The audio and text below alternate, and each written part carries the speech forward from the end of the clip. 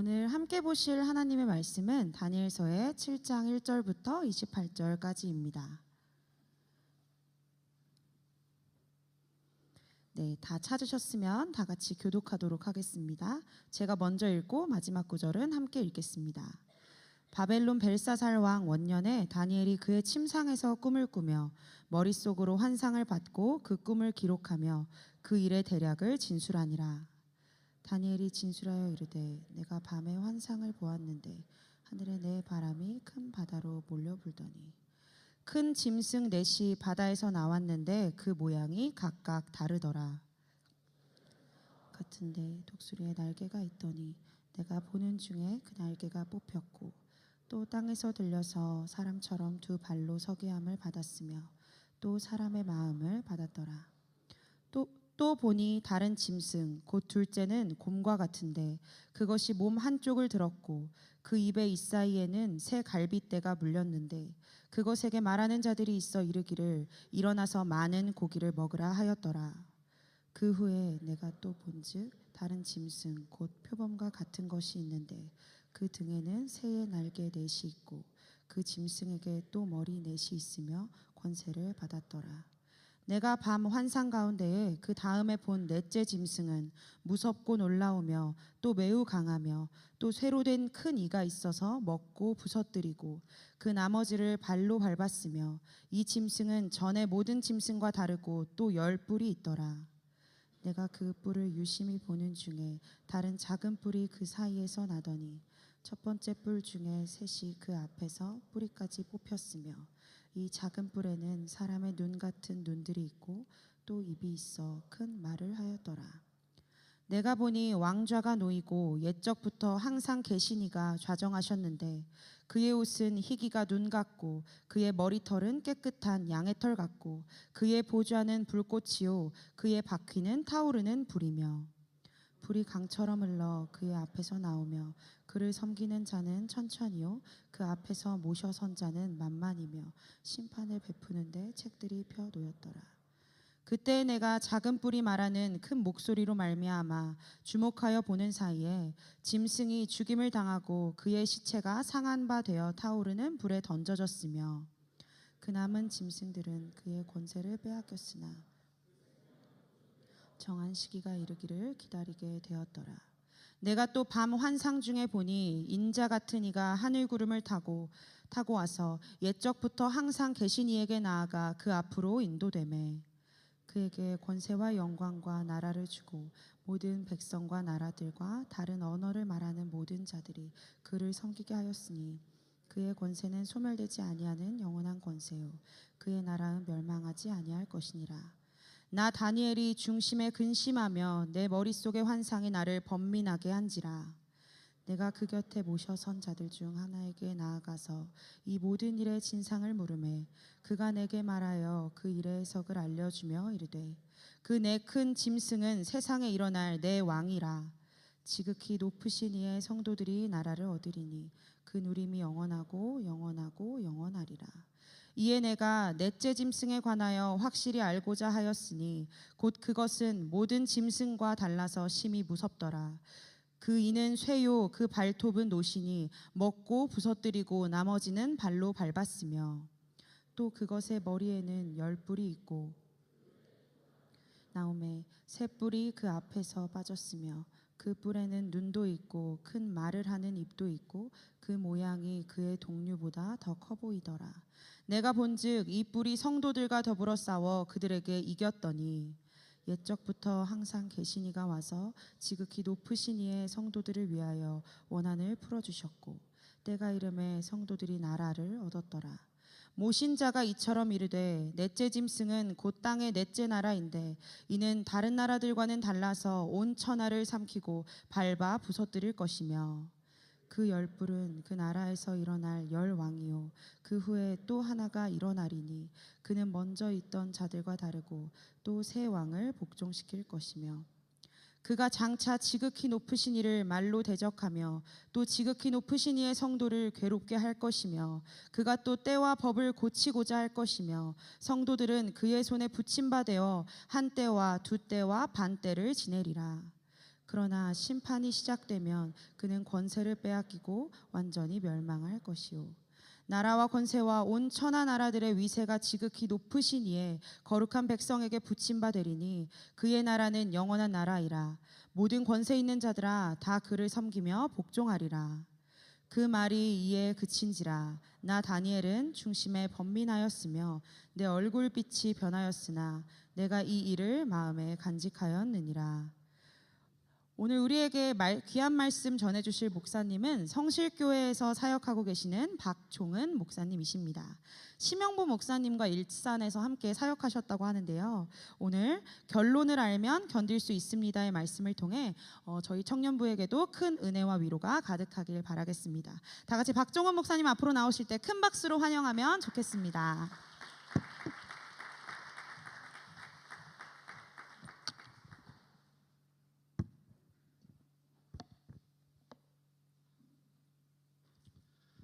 예, 만나서 반갑습니다.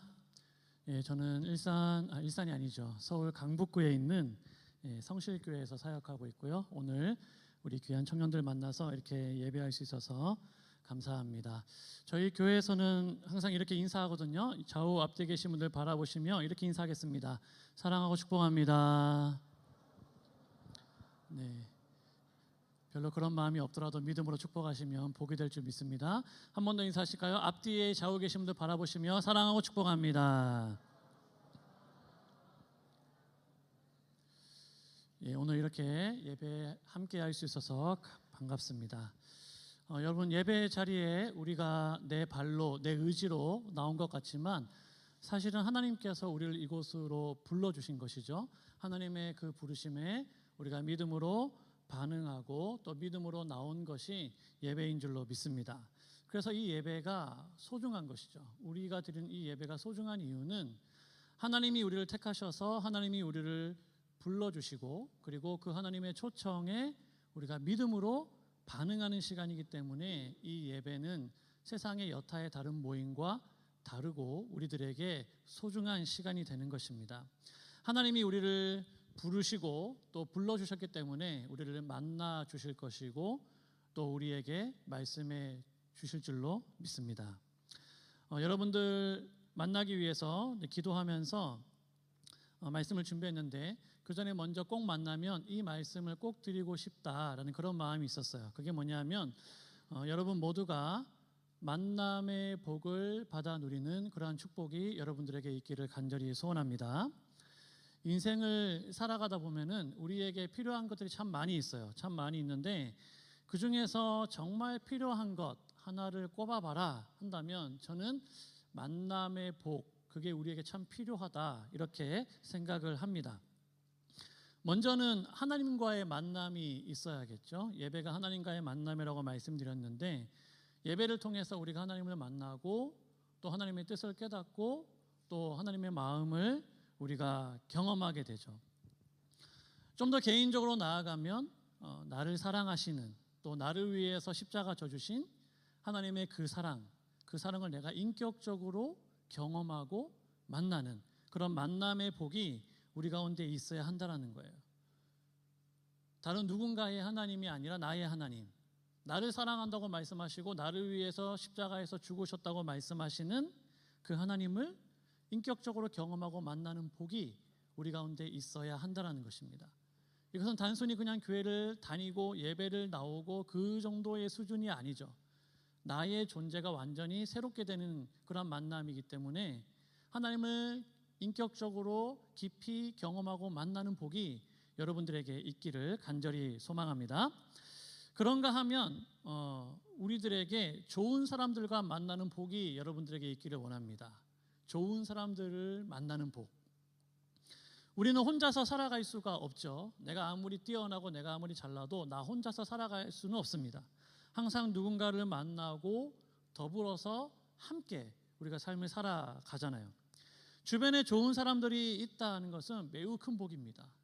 좋은 친구가 있고 좋은 가족이 있고 좋은 동료가 있고 내 주변에 좋은 사람들이 함께하고 있다는 것은 엄청난 큰 복이거든요.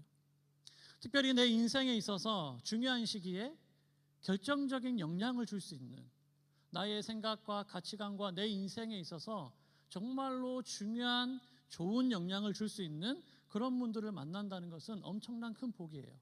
그래서 그런 좋은 사람들을 만나는 복이 우리 금강교회 모든 청년 여러분들에게 있기를 간절히 소망합니다. 제가 자녀가 있는데요. 제가 자녀가 5명이 있거든요. 자녀가 5명이 있는데 큰아이가 이제 고3이에요. 이제 대학 입시를 준비하고 있고요. 막내는 내년에 초등학교를 들어갑니다. 그러니까 큰아이와 막내의 나이 차이가 띠동갑이에요. 12살 차이가 나거든요. 그 아이들을 제가 바라볼 때, 저는 외아들인데 저는 그 아이들을 바라볼 때 야, 정말 하나님께서 나에게 큰 복을 주셨구나. 그리고 정말 저 아이들이 나에게 하나님께서 주신 면류관이구나, 이런 생각을 많이 해봐요. 근데 제가 그 아이들을 키우고 양육하면서 제 아들이고 제 딸이고 제 아이들이긴 하지만 내 힘이나 내 능력이나 내 노력으로 이 아이들을 잘 키울 수 없다라는 것을 저는 너무나 잘 알고 있습니다. 하나님의 도우심과 또 하나님의 인도하심이 절대적으로 필요하죠. 그래서 새벽마다 아이들의 이름을 불러가면서 아이들을 위해서 기도하고 또 가정을 위해서 그렇게 기도합니다. 그 중에서 제가 제일 중요하게 생각하는 기도가 뭐냐 하면 방금 제가 말씀드린 우리 아이들이 만남의 복을 받아 누리게 해주세요. 우리 아이들의 평생 삶을 살아가는 동안에 하나님께서 허락하신 좋은 만남, 하나님께서 예비하신 좋은 만남의 복을 받아 누리는 아이들 되게 해주세요라고 제가 늘 기도합니다. 어린이집에 가고 또 유치원에 가고 초등학교에 들어가고 학년이 바뀌고 새로운 사람들을 만날 때마다 또 교회 안에서도 그런 좋은 만남의 복을 누리는 우리 아이들 되게 해달라고 기도합니다. 좋은 친구, 좋은 선생님, 그런 친구들을 만나면, 그런 좋은 사람들을 만나면 부모가 미처 생각하지 못하고 부족해서 채워주지 못한 그런 부분들을 하나님께서 그분들을 통해서 채워주시는 것들을 제가 많이 봤거든요. 나는 정말 부족한데 하나님이 나의 부족한 이런 것들을 하나님이 저분들을 통해서 채워주시는구나, 이런 것들을 많이 경험했어요. 그래서 우리 아이들이 평생 살아가는 동안에 정말 하나님께서 허락하신 만남의 복을 받아 누리게 해주세요라고 제가 기도하거든요. 근데 거기서 머물러 있지 않고 한 단계 더 나아가서 기도하는 것은 뭐냐면 우리 아이들이 만남의 복을 받아 누릴 뿐만이 아니라 다른 누군가에게 좋은 영향을 줄 수 있는 그러한 복의 통로가 되는 그러한 삶을 살게 해달라고 또한 기도합니다. 복을 받기만 하는 것이 아니라, 내가 늘 받기만 하는 것이 아니라 내가 받은 것들을 사회에 또 다른 사람들에게 나누어 줄 수 있는 그런 복의 통로가 되게 해달라고 아이들을 위해서 기도해요. 우리 아이들이 가는 곳마다 만나는 사람들에게 하나님의 복을 흘려보낼 수 있는 축복의 통로가 되게 해달라고 기도하고 있고, 하나님이 어떻게 일하실지 모르겠지만 저는 하나님께서 그렇게 우리 아이들에게 역사해 주실 것을 믿습니다. 오늘 우리 금강교회 청년 여러분들을 만나서도 동일한 마음으로 동일한 축복을 여러분들에게 하기를 원합니다. 하나님께서 여러분들에게 때를 따라 돕는 은혜와 때를 따라 만나게 해주시는 그런 만남의 복이 여러분들에게 인생에 있을 수 있기를 주님의 이름으로 축복합니다. 제가 기도하는데 계속 이런 마음이 드는 거예요. 설교 시작하기 전에 이 말을 꼭 해줬으면 좋겠다. 그래서 제가 먼저 말씀을 드리는 거예요. 여러분들 인생에 정말 만남의 복을 받아 누릴 수 있기를 바랍니다. 또한 여러분들이 다른 사람들을 축복하는 그러한 축복의 통로가 되는 그러한 삶을 살아갈 수 있기를 바랍니다. 여러분들이 만나는 누군가, 친구, 또 가족들, 동료들, 그 사람들이 여러분들로 인해서 복을 받고 여러분들로 인해서 사랑을 받고 여러분들로 인해서 기쁨을 경험하고 또 하나님의 은혜를 경험하는 그러한 축복의 통로가 되는 여러분 될 수 있기를 주님의 이름으로 축복합니다. 크게 아멘 해보실까요? 아멘 해야 내 복이 됩니다. 네.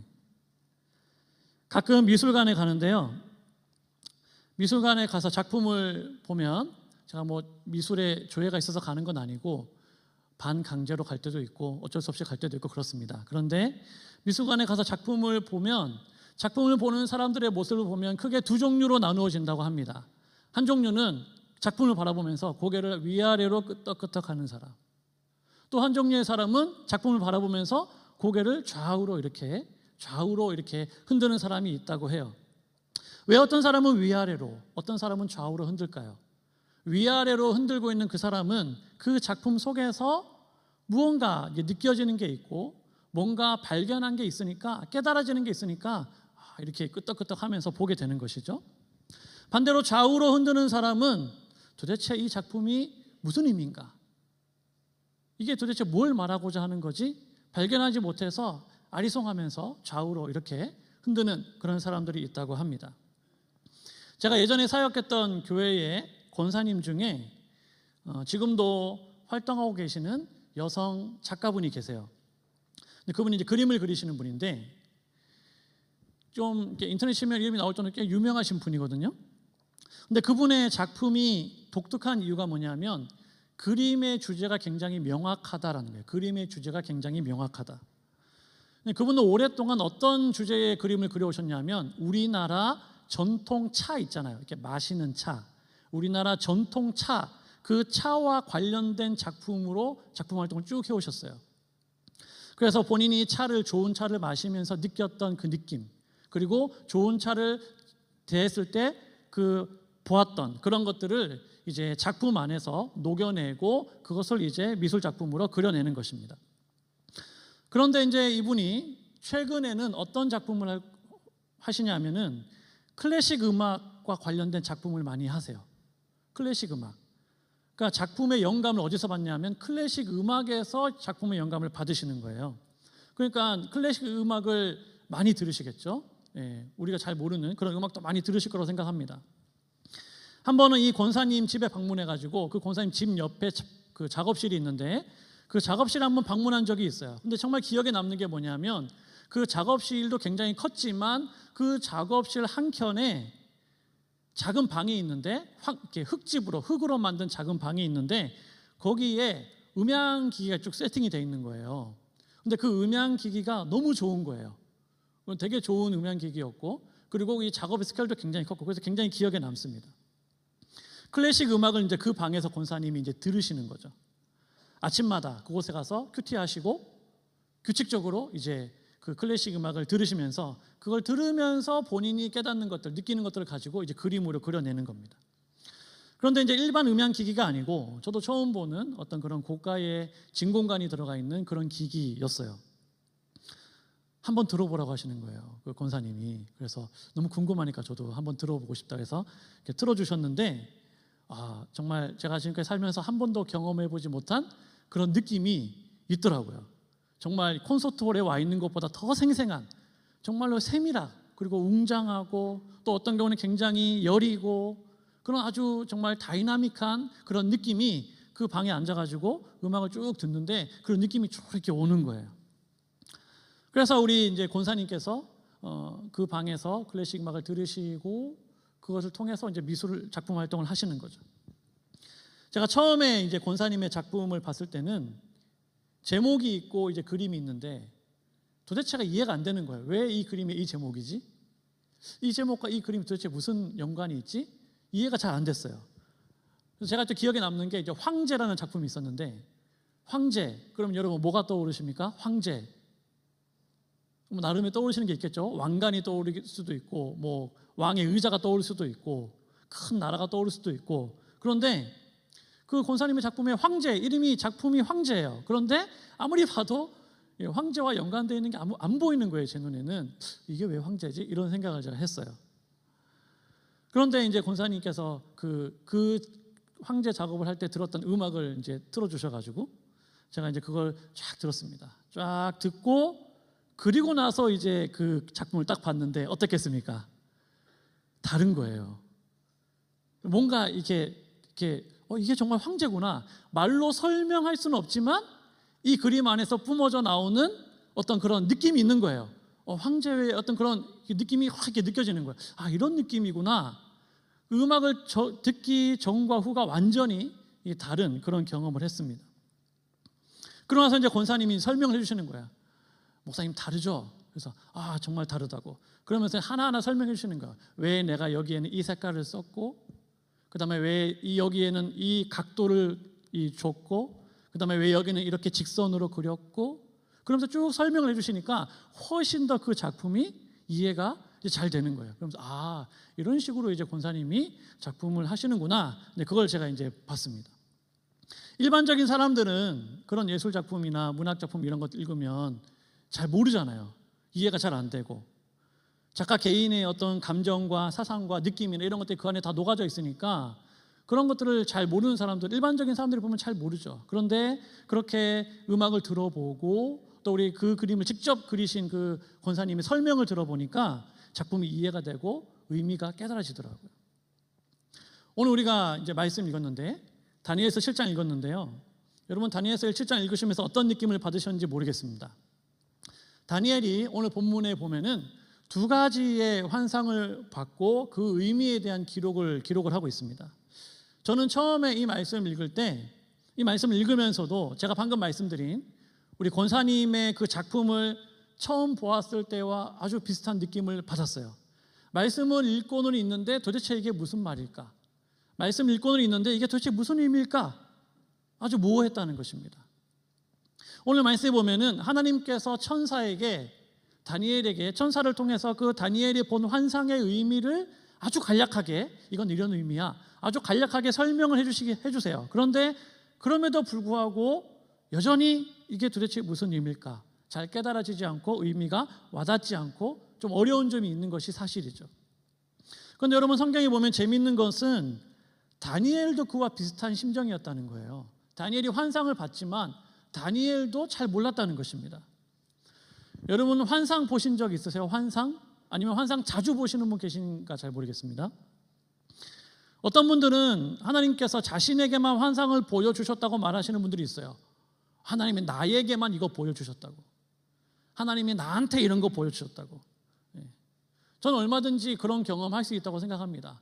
얼마든지 하나님께서 그분에게 그런 신기한 거 보게 해주시고 신기한 경험할 수 있다고 생각을 해요.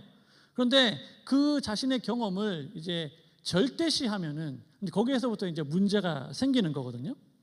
내가 보았던 것, 내가 경험했던 것 이런 것들은 어디까지나 어떻게 보면 주관적인 경험 또 개인적인 경험이기 때문에 그냥 참고용 정도로만 이해하면 되는데 어떤 분들은 자신이 봤기 때문에 반드시 이렇게 될 거야. 내가 이걸 봤기 때문에 내가 이걸 느꼈기 때문에 정말 이렇게 될 거야. 이렇게 절대시하는 분들이 있거든요. 그러면 이제 문제가 생기기 시작하는 것입니다. 그래서 주변에 그런 어떤 특별히 요즘에 뭐 이단이나 또 그런 단체에 몸담고 있는 분들이 자꾸 뭐 환상을 봤다. 하나님이 나에게 말씀하셨다. 이렇게 말씀하시는 분들이 계신데 할 수는 있죠. 하지만 그것을 절대화하는 것은 굉장히 위험하다. 그래서 하나님의 말씀으로 잘 분별하고 또 볼 수 있어야 되죠. 하나님께서는 이미 우리들에게 성경을 주셨잖아요. 이미 우리들에게 하나님의 말씀을 우리들에게 주셨기 때문에 우리를 향하신 하나님의 뜻이 이미 이 성경 말씀 안에 다 들어가 있습니다. 우리를 향한 하나님의 뜻이 너무나 분명하게 너무나 완전하게 하나님께서 계시하셨고 말씀을 주셨기 때문에 우리는 이 성경 하나면 충분한 거죠.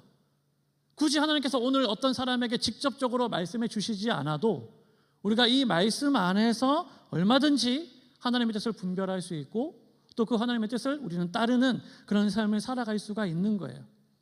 자신의 어떤 경험이나 자신의 어떤 생각이나 이런 것들을 자꾸 성경보다 더 앞세우기 시작하면 문제가 생기기 시작하는 것입니다. 만약 하나님께서 여러분들에게 오늘 이 다니엘과 같이 다니엘이 봤던 그런 환상을 여러분들에게 보여주셨다면 여러분은 기분이 어떨 것 같습니까? 하나님께서 나에게 그런 환상을 보여주셨다. 다른 사람은 보지 못한 어떤 그런 환상을 나에게 보여주셨다. 그럼 여러분 어떨 것 같아요? 저는 예전에 나도 이런 것 좀 한번 경험해봤으면 좋겠다 이런 생각 많이 했거든요. 바울이 삼층천 봤다 그러는데 나도 그런 거 좀 봤으면 좋겠다.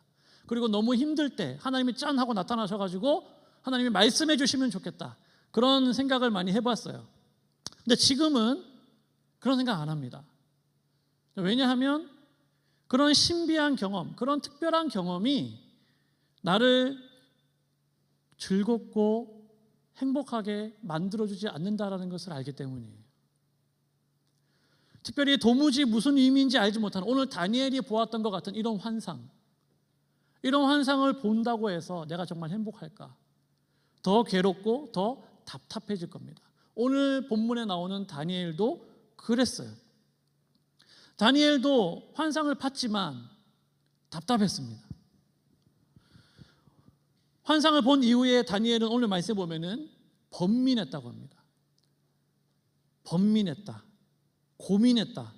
천사가 다니엘에게 나타나서 그 환상의 해석을 해줬음에도 불구하고, 가르쳐줬음에도 불구하고 여전히 다니엘은 그 중심에 번민했다, 이렇게 말씀하고 있죠. 또 얼굴빛이 변하고 그 일을 마음에 간직했다, 이렇게 말씀하고 있습니다. 마음에 간직했다라는 것은 다니엘이 여전히 그 의미를 깨닫지 못하고 있다는 거예요. 여전히 마음의 숙제로 남아 있는 것이죠. 과연 다니엘이 보았던 이 환상은 어떤 의미를 가지고 있을까? 천사가 환상의 의미를 다니엘에게 설명해 줬음에도 불구하고 왜 다니엘은 여전히 중심에 근심하고 번민하고 있을까라는 것이죠. 오늘 말씀 1절에 보면은 다니엘이 언제 이 환상을 봤냐면 벨사살 원년에 다니엘이 이 환상을 봤다고 말씀합니다. 벨사살 왕이 있어요. 벨사살 왕. 이 왕이 어떤 왕이냐면은 앞에 다니엘서 5장에 나오는데 그 5장에 보면 벨사살 왕이 예루살렘을 무너뜨리고 그 예루살렘 성전에서 빼앗아온 성전의 기물들을 가지고 와가지고 무슨 짓을 했냐 하면 자신의 궁전에서 그 기물들에다가 술을 붓고 음식을 만들고 해가지고 잔치를 벌였습니다. 하나님의 성전에 있던 기물들을 가지고 나와가지고 거기다가 술을 붓고 잔치를 벌이면서 자신의 유흥을 위해서 그런 일들을 행했어요. 그렇게 이 벨사살 왕이 잔치를 하고 있을 때 다니엘서 5장에 보면은 신기한 일이 일어나거든요. 잔치를 막 하고 있는데 벽에 손가락이 나타나는 거예요. 벽에 손가락이 나타나서 그 손가락에 글씨를 쓰는데 그 글씨가 뭐냐면 메네 데겔 우 바르신이라는 글씨예요. 메네 데겔 우 바르신. 지금 막 잔치가 하고 있는데 옆에 글씨가 나타나서 손이 나타나서 글씨를 쓰니까 얼마나 놀랐겠습니까? 근데 그 내용이 뭐냐면은 그런 내용이에요. 세었다, 달아보았다, 나누었다. 이게 무슨 말이냐면 하나님의 저울에다가 이 벨사살 왕을 달아봤다는 거예요. 세어봤다는 것입니다. 하나님이 하나님의 저울에 벨사살 왕을 달아봤더니 왕으로서 너는 부족한 사람이야. 왕으로서 너는 안 될 사람이야. 하나님께서 그를 왕으로 폐위시키는, 그래서 그가 다스리는 시대가 끝나고 그의 시대가 이제 다른 나라로 넘어가는, 메대와 바사에게로 넘어가는 그런 의미의 이 손가락이었거든요. 그걸 보고 나서 이 벨사살 왕이 고통 가운데 있다가 어떻게 됐냐면 그날 저녁에 죽어요. 벨사살이 그날 죽습니다. 그리고 나라가 망하고 메대와 바사에게 나라가 넘어가게 됩니다. 그러니까 이 바벨론의 마지막 왕이 벨사살이 되는 거죠. 그 왕이 벨사살이에요. 그런데 이 벨사살 왕 원년에 다니엘이 환상 봤는데 이 벨사살 왕이 어떤 왕이었냐면 다른 왕들에 비해서 유대인들에 대하여 아주 잔혹하게, 아주 유대인들에게 핍박하고 정말 잔인하게 대했던 왕이 누구냐면 벨사살입니다. 그러니까 벨사살이 왕이 되었을 때 유대인들은, 그곳에 포로로 잡혀와 있던 유대인들은 절망하는 것이죠. 더한 고통이 오게 될 거니까 그 왕의 원년에 이 다니엘이 그런 환상을 보는 것이죠. 지금까지 겪고 있는 고통보다 더 큰 고난, 더 큰 학대가 너희를 기다리고 있을 것이다라는 것을 보여주는, 그때 하나님이 이 다니엘에게 환상을 보여주시는 거예요. 다니엘이 보았던 첫 번째 환상이 뭐냐면 네 짐승 환상입니다. 오늘 말씀에 보면은 그 바다에서 큰 짐승 넷이 나와요. 근데 그 모양이 어땠다고 합니까? 각각 달랐다고 합니다. 오늘 말씀 4절에 보면은 첫 번째 짐승이 뭐냐면 사자가 나오죠. 사자. 혹시 사진 볼 수 있을까요? 네, 제가 사진 보내드렸는데, 네, 잘 보이시죠? 네, 이런 사자. 여러분 동물원에 가면 사자 있는데 이런 사자 보신 적은 없을 거예요. 사자가 나오는데 그 사자가 어떤 사자였냐면 독수리의 날개가 달려있는 사자였대요. 그런데 그 사자가 있는데 그 날개가 뽑히고 땅에서 들려서 사람처럼 서게 되고 그리고 사람의 마음을 받았다, 이렇게 말씀하고 있습니다. 그러니까 4절에 보면은 뽑히고 들려서 서게 함을 받고 그 마음을 받고, 모든 것들이 사자가 하고 싶어서 하는 게 아니죠. 누군가가 사자에게 그렇게 하게끔 만드는 거죠. 수동용으로 나와 있습니다. 누군가가 이 사자에게 그렇게 행하도록 그의 날개를 뽑고 그가 서게 하고 그에게 사람의 마음을 주고 그런 일들을 하는 존재가 있다라는 것을 이야기하고 있어요. 특별히 사람의 마음을 받았다라는 이 표현은 다니엘 4장에 보면은 그 당시에 바벨론의 왕이 느부갓네살인데 느부갓네살에게 쓰여졌던 표현입니다.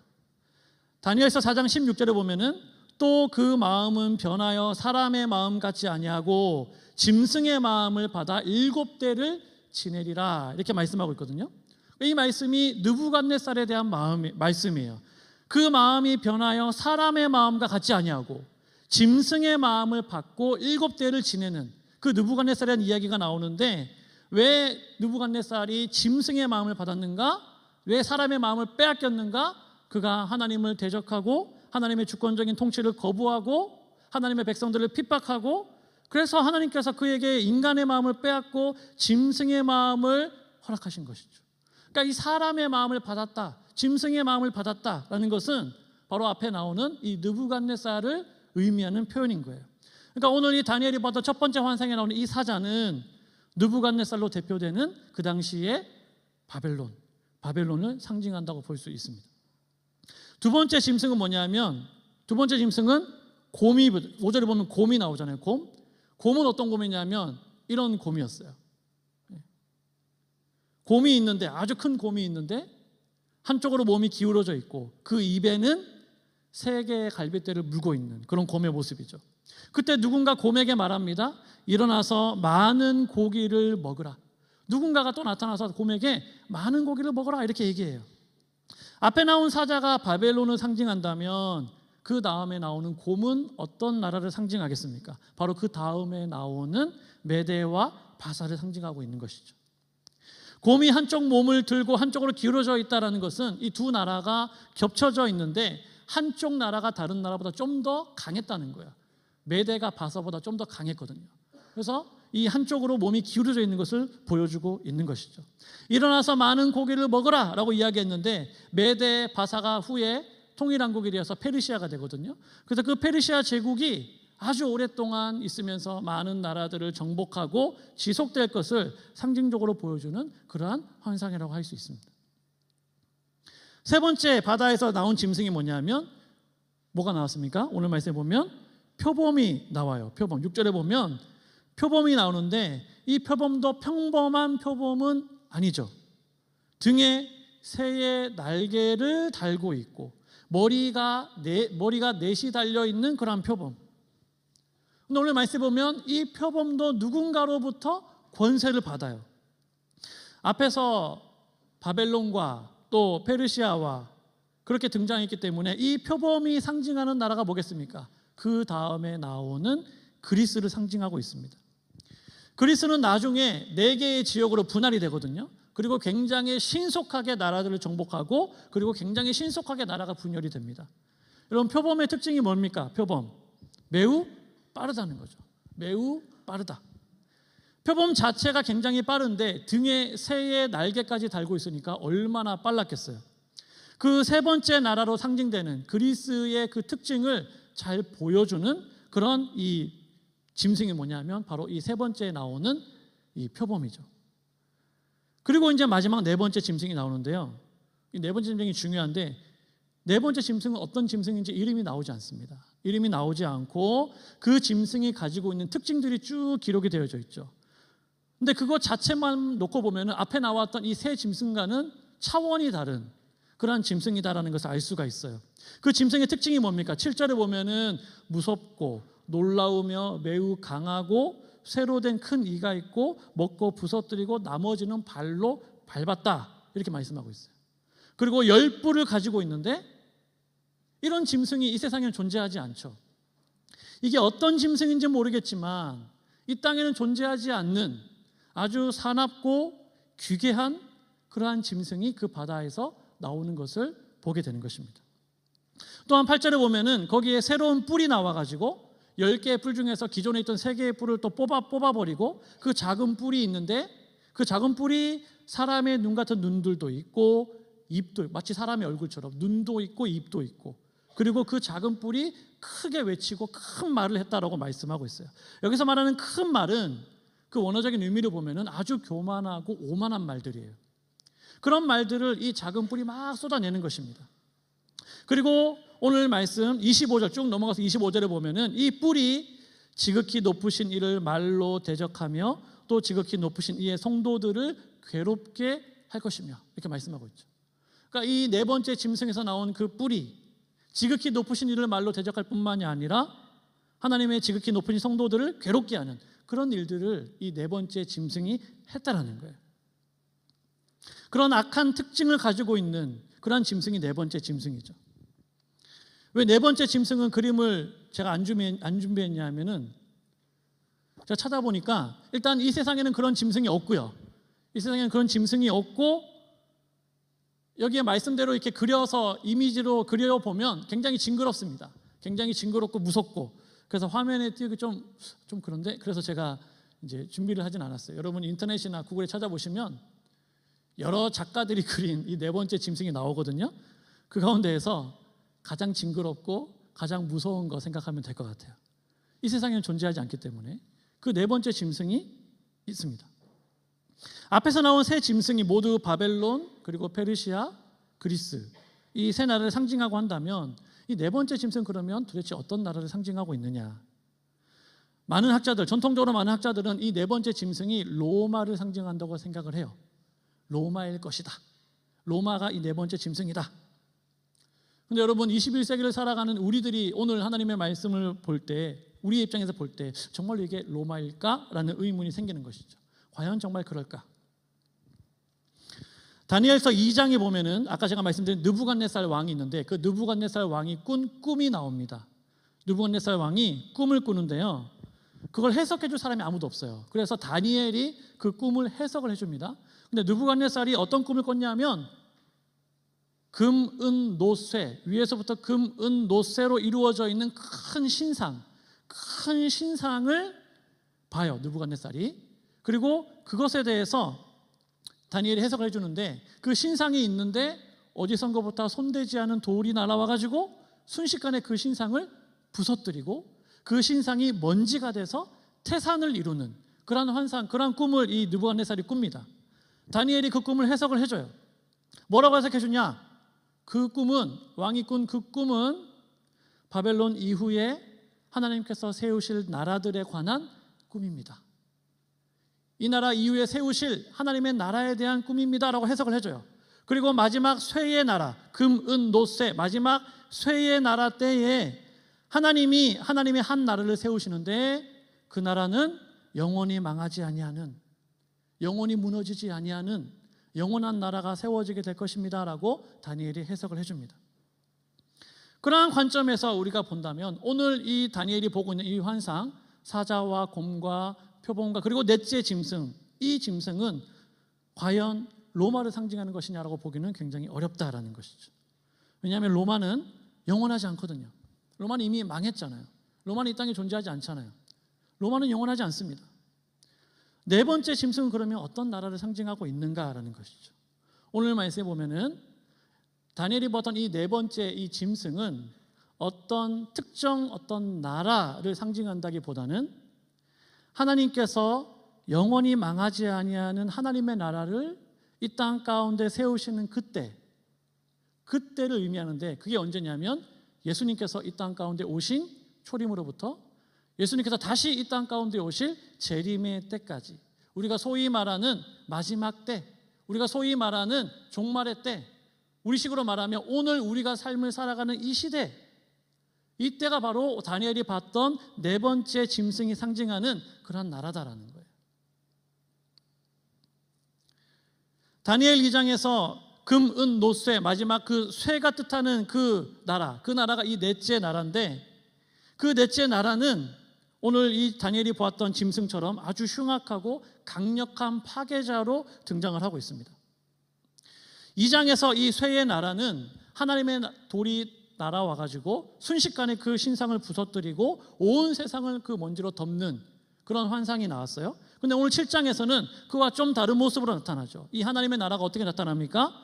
고난받고 있는 성도들과 함께 되어지는 나라로 나오고 있어요. 고난받고 있는 성도들의 모습과 함께 만들어지는 나라. 그 하나님의 나라가 2장에 나오는 것처럼 순식간에 부서뜨리고 세워지는 것이 아니라 천천히 하나님께서 이 세상을 다스리시고 만들어 가시는 그 가운데 하나님께서 정하신 고난의 기간이 있다라는 거예요. 그러한 고난의 기간을 거친 이후에야 비로소 이 세상이 완전히 새롭게 될 것을 말씀하고 있습니다. 그 네 번째 나라, 넷째 짐승의 그 기간 동안 이 넷째 짐승이 하는 일이 뭡니까? 아까 제가 말씀드린 것처럼 성도들을 괴롭게 할 것이고 하나님을 대적할 것이고, 오늘 말씀 25절에 보면은 하나님의 심판의 때와 법도 고치려고 할 것이고, 하나님의 질서를 무너뜨리려 할 것이고, 그때에 하나님의 백성 성도들은 그 하나님의 정하신 한 때와 두 때와 세 때와 그 반의 시간을 지나게 될 것이고, 그런데 마침내 하나님의 심판이 시작되면 그 네 번째 나라는 그 권세를 빼앗기고 완전히 멸망하게 될 것이다라고 오늘 이 다니엘이 그 환상 가운데서 보고 있는 것이죠. 근데 오늘 말씀에 보면은 다니엘이 환상을 한 가지만 본 게 아닙니다. 또 다른 환상을 보죠. 9절부터 14절에 보면은 다니엘이 보았던 또 다른 환상이 나와요. 그 환상은 앞에서 보았던 환상과는 완전히 다른 분위기를 보여주고 있죠. 옛적부터 항상 계셨던 이가 계신데 그분 앞에 인자와 같은 이가 와서 권세를 받습니다. 나라와 권세와 영광을 받아서 모든 백성과 나라와 다른 언어들이 말하는 모든 자들이 그 인자와 같은 이를 섬기게 될 것을 오늘 환상에서 이야기하고 있죠. 그리고 그 권세는 영원하고 그의 나라는 멸망하지 아니하는 나라가 될 것이다라고 오늘 다니엘이 또 다른 환상에 보게 됩니다. 여기서 말하는 옛적부터 항상 계신 이가 누구겠어요? 바로 창조주 하나님이시죠. 이 온 세상 만물을 창조하신 하나님, 창조주 하나님. 인자와 같은 이는 누구겠습니까? 바로 우리가 잘 아는 교회의 머리 대신 예수 그리스도. 그분이 인자와 같은 이시죠. 예수 그리스도께서 이 땅 가운데 오셔서 십자가에서 자신들의 백성들의 죄를 대속하시고 죽으신 이후에 부활하셔서 지극히 높으신 하나님의 우편에 앉으시고 교회의 머리가 되셨죠. 그분이 바로 인자이십니다. 근데 여러분 놀라운 것은 뭐냐면은 여기에 나오는 이 인자와 같은 이는 교회의 머리 대신 예수 그리스도만 의미하는 것이 아니라 예수 그리스도께서 피로 값주고 사서 영원한 하나님의 나라의 백성 삼으시고 온 세상을 다스리는 권세를 주신 교회, 그리고 성도들, 하나님 나라의 백성들, 그들도 의미하는 그러한 의미라는 것입니다. 그래서 요한계시록 5장 9절부터 10절 말씀에 보면은 이런 말씀이 나와요. 요한계시록 5장 9절부터 10절에 보면 일찍이 죽임을 당하사 각 족속과 방언과 백성과 나라 가운데에서 사람들을 피로 사서 하나님께 드리시고 그들로 우리 하나님 앞에서 나라와 제사장들을 삼으셨으니 그들이 땅에서 왕노릇 하리로다 하더라. 아멘. 그러니까 다니엘이 봤던 그 환상 가운데 인자와 같은 이는 두 가지의 정체성을 가지고 있는 것이죠. 하나는 십자가를 지시고 부활하셔서 하나님 나라의 통치자가 되시는, 교회의 머리 되시는 예수 그리스도.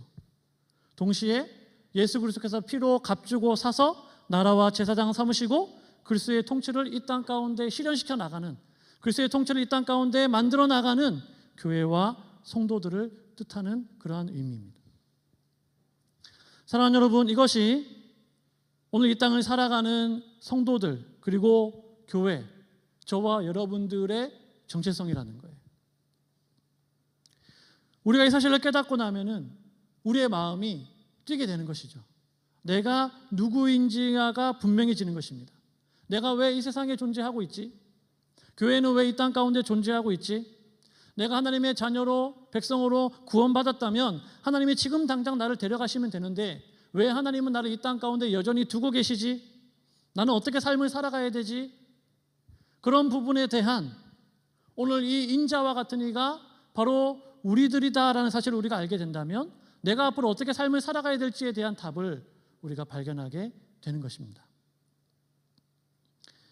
이제 말씀을 맺으려고 합니다. 사랑하는 여러분, 다니엘이 환상을 보았습니다. 천사를 통해서 그 환상의 의미도 들었습니다. 그럼에도 불구하고 다니엘은 여전히 근심하고 여전히 번민했다라고 말씀하고 있는데 이 말씀은 우리를 굉장히 당황스럽게 만들죠. 환상 보면 좋을 것 같은데, 신비한 어떤 경험하면 굉장히 좋을 것 같은데 다니엘은 근심하고 번민했습니다. 다니엘이 근심하고 번민하는 이런 모습은 이 땅을 살아가는 저와 여러분, 우리 인간의 연약함을 그대로 보여주고 있는 모습이죠. 내가 어떤 환상을 보았다고 해서, 어떤 내가 신비한 경험을 했다고 해서 그런 것들이 이 땅에서 내가 경험하는 어떤 고난과 문제와 미래와 이런 모든 문제들에 대한 그런 답을 내가 얻었다라고 할 수는 없는 거거든. 다니엘은 환상을 보고 그 의미를 들었지만 그것이 다니엘에게는 완전한 평안을 주지는 못했습니다. 죄로 인해서 나라가 망하고 이방 나라의 포로로 살아가는 그러한 고난의 현실 앞에서, 그리고 앞으로 우리나라는 어떻게 될 것인가, 우리 백성들은 어떻게 될 것인가, 미래에 대한 그런 막연한 염려와 두려움 속에서 어렴풋이나마 앞으로 이렇게 되겠구나, 하나님 어떻게 하시겠구나, 어렴풋이나마 알게는 되었지만 그것이 완전히 깨달아지는 아니었기 때문에, 그 무지의 한계 때문에 다니엘은 여전히 고민하고 근심했습니다. 근데 이 다니엘의 모습은 오늘 우리들의 모습이기도 하죠.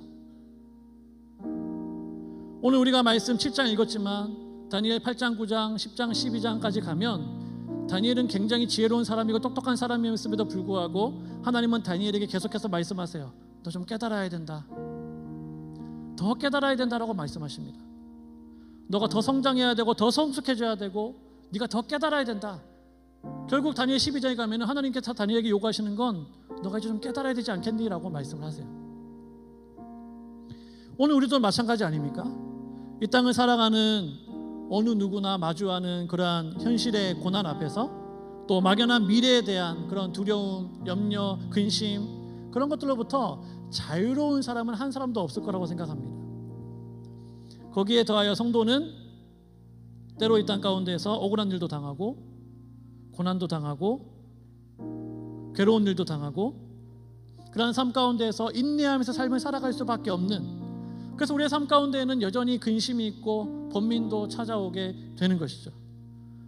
그런데 오늘 다니엘이 환상을 봤는데 그것만 본 게 아니잖아요. 성도들에게는 그것이 전부가 아니다라고 말씀합니다. 성도들에게는 흔들리지 않는 소망이 있다라고 말씀하고 있죠.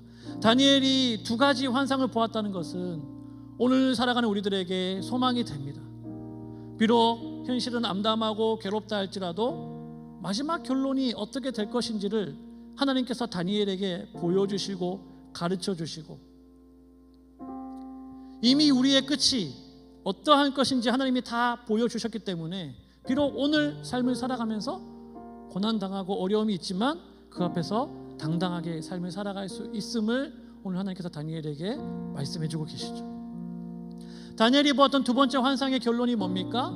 인자가 영원한 권세로 다스리는 망하지 아니하는 영원한 나라가 너희 가운데 있다. 영원한 나라가 너희에게 있다라고 오늘 하나님께서 보여주셨어요. 구원자 되시는 예수 그리스도께서 그 나라를 다스리시고 통치하시지만 그와 동시에 왕으로, 제사장으로 부르셔서 나라와 제사장 삼으시고 함께 왕노릇하게 하신다. 그게 오늘 우리들에게 보여주시는 결론이죠. 비록 세상이 강한 것 같고 계속해서 하나님을 대적하고 택하신 성도들을 괴롭게 한다고 할지라도 그들의 권세는 영원하지 않다는 사실을 우리가 기억해야 합니다. 하나님의 심판이 시작되면은 그들의 권세는 빼앗길 것이고 완전히 멸망하게 될 것이죠. 그 넷째 짐승의 때에 예수님이 이 땅 가운데 오셨고 십자가에서 승리하셨고, 그리고 그 예수님께서 다시 오실 그때에 넷째 짐승의 나라는 영원한 하나님의 심판을 받고 영원한 하나님의 나라가 완성될 것임을 오늘 다니엘을 통해서 보여주고 있는 것입니다.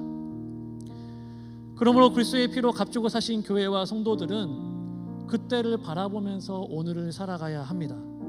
하나님께서 허락하신 그러한 고난의 시간, 한때와 두때와 반때의 시간, 그때에 하나님의 말씀 앞에 순종하고 믿음으로 인내하면서 하나님의 통치를 이 땅 가운데 선포하고 우리의 삶의 자리에서 하나님의 통치를 누리면서 삶을 살아가는 저와 여러분 되어야 될 줄로 믿습니다. 그래서 요한계시록 14장 12절 13절에서 이렇게 말씀하고 있어요. 우리 같이 한번 읽어볼까요? 요한계시록 14장 12절 13절 시작. 성도들의 인내가 여기 있나니 그들은 하나님의 계명과 예수에 대한 믿음을 지키는 자니라. 또 내가 들으니 하늘에서 음성이 나서 이르되 기록하라. 지금 이후로 주 안에서 죽는 자들은 복이 있도다 하시매 성령이 이르시되 그러하다. 그들이 수고를 그치고 쉬리니 이는 그들의 행한 일이 따름이라 하시더라. 아멘. 이 말씀은 장례식이나 아니면 슬픔을 당한 그러한 자들에게만 주시는 그런 말씀이 아니라 오늘 하루하루 하나님의 말씀 앞에 순종하면서 때로는 고난 가운데에서 어려움 가운데에서 하나님의 백성으로서 삶을 살아가는 그 백성들에게 주시는 하나님의 약속의 말씀이죠. 성도들의 인내가 있다고 말씀하고 있습니다. 하나님의 말씀을 따라 삶을 살아갈 때 이 세상 가운데에서 성도들이 인내해야 될 때가 있다고 말씀하고 있죠. 예수에 대한 믿음을 지키는 믿음이 있어야 된다고 말씀하고 있습니다. 하나님의 계명과 예수에 대한 믿음을 지키는 자들, 그러한 사람들이 성도요 왕 같은 제사장들로 세워지게 될 것을 오늘 말씀하고 있죠. 그러한 자들을 향하여 하나님은 네가 복이 있구나, 너가 참 복이 있구나, 이렇게 말씀하고 계십니다. 사랑하는 여러분, 우리의 인생의 결론이 어떠한지 잘 알고 있죠. 오늘 말씀에서 우리의 세상이, 우리의 인생이 어떻게 될지를 우리들에게 보여주고 있습니다. 우리는 결론을 알고 있기 때문에 결론을 알면 오늘의 힘듦과 고난과 아픔을 능히 감당할 수 있습니다. 하나님 나라의 백성임을 알고 하나님의 말씀에 순종하고 그 말씀을 따라 삶을 살아갈 때 우리는 이 땅 가운데에서도 우리가 하나님 나라에서 경험하게 될 그 하나님의 통치를 이 땅 가운데에서도 우리는 경험하게 되는 것이죠. 그 하나님의 통치를 확장시켜 나가게 되는 겁니다. 그런 믿음과 소망을 가지고 우리가 속해 있는 삶의 자리에서, 학교에서, 직장에서, 가정에서, 내가 어디에 있든지 간에 성도의 인내와 예수에 대한 믿음을 지키면서 하나님의 그 약속의 말씀 붙잡고 믿음으로 삶을 살아갈 수 있는 저와 여러분 될 수 있기를 주님의 이름으로 축복합니다. 기도하겠습니다. 살아계신 하나님 아버지, 감사합니다. 오늘 귀한 교회에 귀한 청년들을 만나서 다니엘이 보았던 환상을 통해서 하나님의 말씀을 함께 나누었습니다. 하나님, 다니엘에게 환상을 주셔서 그 어려움의 때에 다니엘이 하나님께서 하실 일들을 바라보며 어려움 가운데에서도 믿음을 지키며 소망으로 삶을 살아갈 수 있도록 하나님께서 세워주심을 참으로 감사합니다.